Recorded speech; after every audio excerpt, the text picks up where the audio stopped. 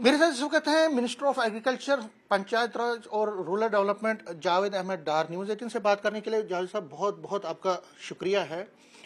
सबसे पहले मैं जो मेन चल रहा है इस वक्त, जो हर तरफ से एक चर्चा भी चल रही है पंचायत पोल्स की। पंचायत पोल्स के आप इंचार्ज भी हैं पंचायत के, पंचायत राज के। कहाँ तक ये प्रोसेस चल रहा है अभी, और आगे चल के हम कब एक्सपेक्ट करें कि यहाँ पे पंचायत के इलेक्शंस हो सकते हैं? देखिए, सबसे पहले ये बताऊं कि अभी स्टेट इलेक्शन कमीशन की नियुक्ति हुई है मेरे ख्याल से 10-20 दिन पहले, और उन्होंने अपना काम काज संभाला है। उसके फ़ौरन बाद उन्होंने ऑफिस ज्वाइन किया, उसके बाद कुछ मीटिंग्स की डिप्टी कमिश्नर्स के साथ और बाकी चीज़ों की उन्होंने जानकारी ली। मुझे लगता है एक कंप्रेहेंसिव प्रोग्राम होता है इलेक्शन करवाना, उस हवाले से वो जानकारी ले रहे हैं और जो भी रिक्वायरमेंट्स है उसकी तरह वो जा रहे हैं आजकल। जा रहे हैं तो उनकी तरफ से जो एक्टिविटीज़ हैं इसमें कुछ पेचीदगियाँ भी अभी हैं, जो रिजर्वेशन का मसला है, अमेंडमेंट्स करनी है। तो क्या ये जो प्रोसेस है, जो इंटरनल आपकी जो इसमें त्रुटियाँ हैं, जो एक जो करना है, उसको कितना टाइम लगेगा और क्या देखिए, कोई फिक्स डेट नहीं है, ऐसे एज इफ नाउ कोई फिक्स डेट नहीं है। जैसे खुद आपने कहा कि कुछ और इश्यूज है, अदर बैकवर्ड कमीशंस जो है उसका रिपोर्ट आनी है, वो आई है, उसको इवेलुएट करना है। वो सारी चीज़ें जो अभी पेंडिंग है। मुझे लगता है एक बार वो सारी चीज़ें जो है फोकस में आ जाएंगी, सारी चीज़ें हो जाएंगी, उसके फ़ौरन बाद ही ये बाकी जो प्रोसेस ऑलरेडी स्टार्ट हो चुका है। और ये विद इन टाइम, कोई टाइम लाइन नहीं है, पर विद इन टाइम कोशिश हमारी होगी कि जल्द से जल्द हो जाए।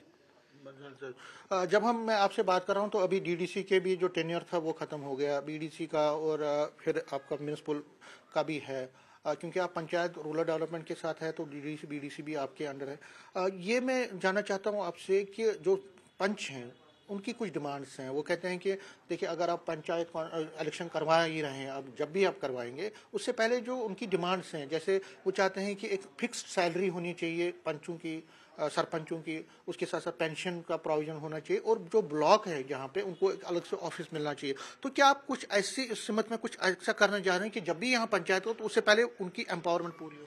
देखिए, ये सारे फाइनेंशियल मैटर्स हैं, इस पर अभी कोई बातचीत नहीं हुई है।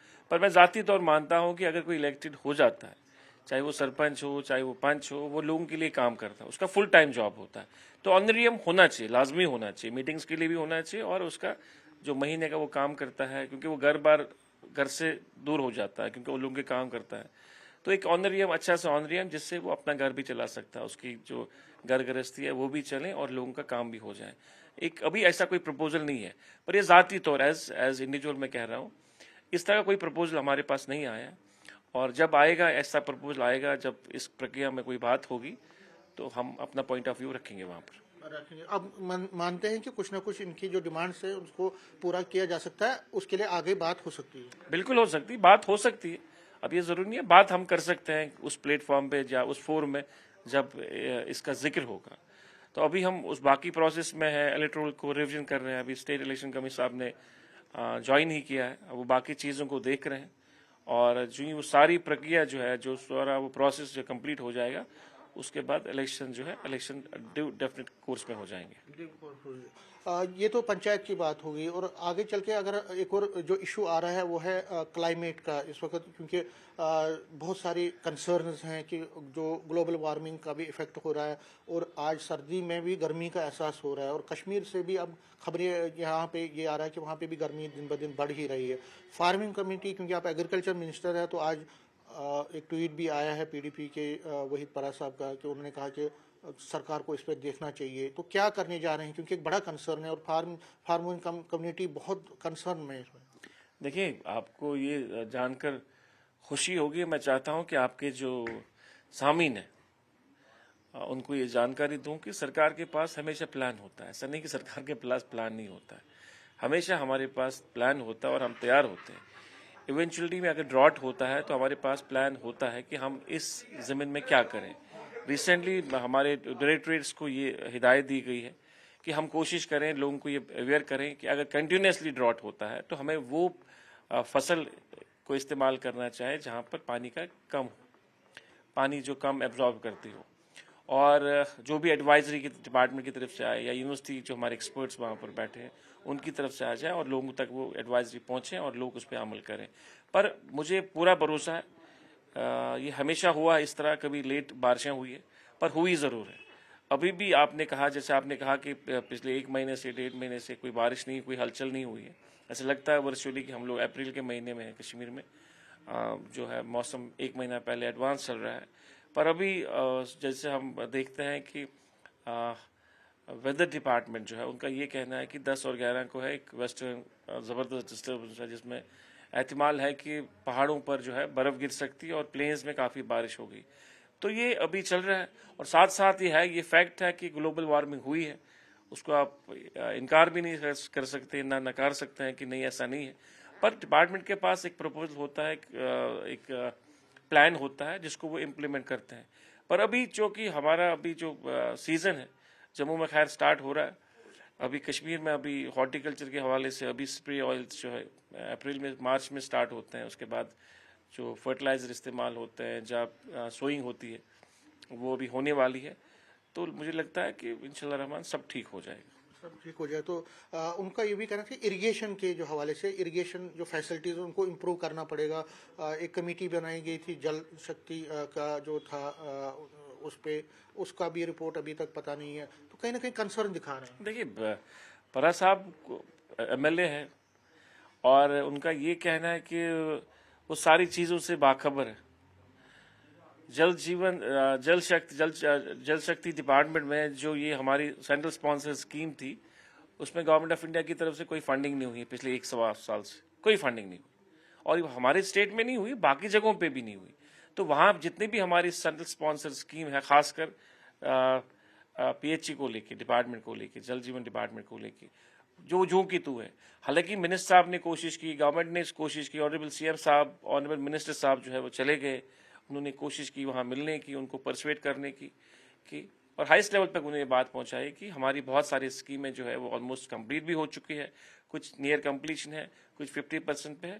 तो कोशिश हमारी ये है कि हम लोग कहीं ना कहीं उन स्कीमों को कंप्लीट करें, और उसके लिए हम लोग परसुएशन जो है वो कंप्लीट चल रही है गवर्नमेंट ऑफ इंडिया से, और यकीन है कि आने वाले दिनों में वो ठीक होगा। जहाँ तक इरिगेशन की बात, देखिए इरिगेशन आप रातों रात ठीक नहीं कर सकते। स्कीमें बहुत साल पहले बनी है, 30 साल पहले, 40 साल पहले, नहरें भी बहुत साल पहले बनी है। हमारा डिपार्टमेंट जो है RDD उनका काम है, वो जो छोटी जो नहरें होती है उनको हम डिसल्टिंग करते हैं, जहाँ लेबर कंपोनेंट ज़्यादा होता है बनस्बत मटीरियल के, और जो बड़ी नहरें होती है वहाँ पर मशीनरी इस्तेमाल करते हैं। तो वो प्रोविजन हमारे यहाँ RDD में नहीं है। मुझे लगता है इस साल जो है उसमें in conversion with irrigation departments, हमने ये भी कहा है कि मीटिंग भी हुई इस मामले में, इस हवाले से कि जो बड़ी नहरें हमारी होती है उसमें मशीनरी काम करें। कुछ पैसा हम लोग इसमें दे दें, नरेगा में दे दें, कुछ पैसा जो है इरिगेशन डिपार्टमेंट देगी, ताकि जो बड़ी नहरें हैं, बड़ी जो कमांड एरिया की हमारी बड़ी नहरें हैं, वो उनको हम क्लियर कर जाएं। तो ये प्रोसेस है। सर लास्ट में पूछना चाहूँगा आपको, क्योंकि अभी जो बहुत बड़ा मसला पड़ा है ईरान इसराइल कॉन्फ्लिक्ट है, उसके बाद कई वहाँ पे स्टूडेंट्स हैं, कई जम्मू कश्मीर से लोग रहने वाले लोग हैं। CM साहब ने तो कहा है इसमें कि ज़ाती तौर पर कि हम बहुत सारी चीज़ें कर रहे हैं, तो क्या गवर्नमेंट आगे करने जा रही है, और जितने भी लोग वहाँ फंसे हुए हैं उनको वापस लाने? देखिए, सबसे पहले कि इसमें पहली बार मिनिस्ट्री ऑफ एक्सटर्नल अफेयर्स ने एडवाइजरी जारी की थी, और 10 दिन पहले एडवाइजरी जारी करी कि जो भी ईरान में बच्चे हैं वो निकलना चाहते हैं। अब कल परसों आपने CM साहब की प्रेस कॉन्फ्रेंस की, जब उन्होंने वो सिविल सोसाइटी की मीटिंग ली थी श्रीनगर, उसमें उन्हें तफसीली बात की किन किन वजूहत से कुछ बच्चे जो पोस्ट ग्रेजुएट है वो वहाँ रहे, कुछ का 4th और 5th सेमेस्टर के बीच में है, उनको निकलना यूनिवर्सिटी ने निकलने नहीं दिया, और कुछ लोगों को बाई रोड जो है किसी सेफ मुकाम पर पहुँचाया गया। कंटिन्यूसली मिनिस्ट्री के साथ हमारे CM साहब राब्ते में है, और जो ही वहाँ हालात थोड़े से बेहतर हो जाते, इन हालात में भी, क्योंकि वहाँ सारी एयर बेसिस जो है बंद पड़ी हुई है, मिडल ईस्ट की सारी पड़ी हुई है, मुश्किल से कोई अगर कहीं खुली होगी, अदरवाइज सारी एयर बेसिस बंद है। तो बाई ग्राउंड जो हम कोशिश कर रहे हैं कि किसी तरह उनको लेके जाएं, उसके लिए भी जो हमारी मिनिस्ट्री है, जो हमारे मुल्क में जो हमारी मिनिस्ट्री है, वो उसको देख रही है, और कोशिश कर रहे हैं कि हर बच्चे के साथ कॉन्टैक्ट में रहें, उनको वहाँ पर वक्तन फ़ौक्तन एडवाइजरी की जाती है कि आप कहाँ कहाँ पहुँचे। एक प्रोसेस है, चले जा रहे हैं। मैं समझ सकता हूँ कि माँ बाप की परेशानी है इसमें, और होना भी चाहिए, उनके बच्चे हैं, मगर सरकार अपनी रिस्पॉन्सिबिलिटी को समझते हुए इस चीज़ को बड़ी गंभीरता से ले रही है और मिनिस्ट्री से कंटिन्यूसली प्रोसेस में है, बात कर रही है और वो जो उनसे बन पाता है वो कर रहे हैं। न्यूज़ 18 से बात करने के लिए शुक्रिया। कैमरामैन साहिबा के साथ में समीर भट्ट, न्यूज़ 18 जम्मू।